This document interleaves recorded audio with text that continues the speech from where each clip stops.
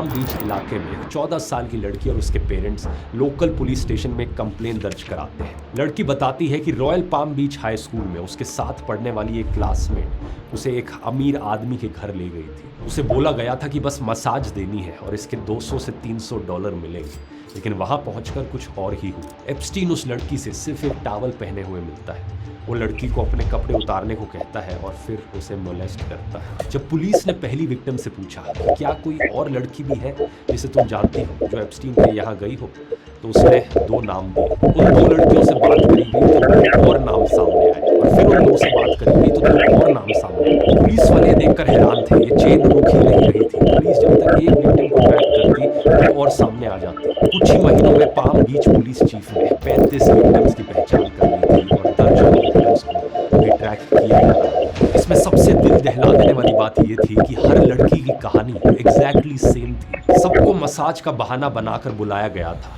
She led me up a staircase and we made a right into Jeffrey's room. And Jeffrey laying naked on the massage table. ज्यादातर victims 13 से 16 साल की लड़कियां थी और गरीब परिवारों से आती थी। कईयों के पेरेंट्स भी नहीं थे, वो ऑर्फन्स थी, तो उनके लिए कोई सुनने वाला भी नहीं था। I really wanted this job, so I opened up to them. I said, look, this is an opportunity of a lifetime for me. I've been on the streets, I've been abused, and that's the worst thing that I could have done. Because I just let them know that I'm vulnerable and I'm their perfect type. Police ने देखा कि ये कोई छोटा मोटा case नहीं है, ये एक प्रॉपरली ऑर्गेनाइज्ड पिरामिड स्कीम थी। हर लड़की को नई लड़की लाने के एक्स्ट्रा पैसे मिलते हैं, जिसके कारण एक लड़की दूसरी लड़की को लाती और दूसरी तीसरी को लाती। इसी तरीके से एक चेन बनी और इनमें से ज्यादातर लड़कियों की उम्र 18 साल से कम की थी। मई 2006 तक आते आते पाम बीच पुलिस ने एप्स्टीन के खिलाफ एक पूरा केस तैयार कर लिया था। केस इतना स्ट्रॉन्ग था कि जुलाई 2006 में FBI ने भी इन्वेस्टिगेशन शुरू कर दी, जिसे ऑपरेशन लीप ईयर नाम दिया गया। 53 पेजेस की रिपोर्ट बनी। फ्लोरिडा से लेकर न्यूयॉर्क, न्यू मैक्सिको तक विक्टिम्स के स्टेटमेंट्स लिए गए। एप्स्टीन पर केस इंटरनेशनल सेक्स ट्रैफिकिंग का लगाया गया। I was 16 years old. 16. 17, 14 years old. This is me. This was me. This is me when I met Jeffrey Epstein. This is me when I met Jeffrey Epstein. Smart investing का असली partner. आज ही अपना मुफ्त demat account खोलें। Investments and securities market are This is me when I met Jeffrey Epstein. This is me when I met Jeffrey Epstein.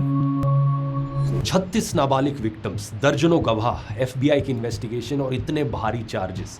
Jeffrey Epstein जैसे आदमी को तो जिंदगी भर जेल में सड़ना चाहिए था। लेकिन सच बात यह है दोस्तों कि पर्दे के पीछे कुछ और ही चल रहा था। मायामी के federal attorney Alexander Acosta Epstein के वकीलों के साथ एक सीक्रेट डील कर रहे थे। ये डील मानो एप्स्टीन को बचाने के लिए की जा रही हो। उसे बस प्रोस्टिट्यूशन के 2 छोटे मोटे चार्जेस में खुद को गिल्टी मानना था और बदले में उसे और उसके सहयोगियों को बाकी सारे क्रिमिनल चार्जेस से इम्यूनिटी दे दी गई, यानी उस पर किसी और चार्ज में केस नहीं चल सकता था। सबसे शॉकिंग बात इस डील की थी कि इस डील को सील कर दिया गया था, यानी इस डील को कोई देख भी नहीं सकता था। विक्टिम्स तक को, बेचारी लड़कियों तक को इसके बारे में नहीं बताया गया, जबकि अमेरिका में कानून के मुताबिक विक्टिम्स को ऐसी किसी भी डील के बारे में बताना मैंडेटरी होता है, लेकिन कोई कुछ नहीं कर सका। 30 जून 2008 एप्स्टीन कोर्ट में पेश होता है और डील के मुताबिक 2 चार्जेस में खुद को गिल्टी मान लेता है, जिसके बाद उसे सिर्फ 18 महीने की सजा सुनाई जाती है। सिर्फ 18 महीने। इस सजा के दौरान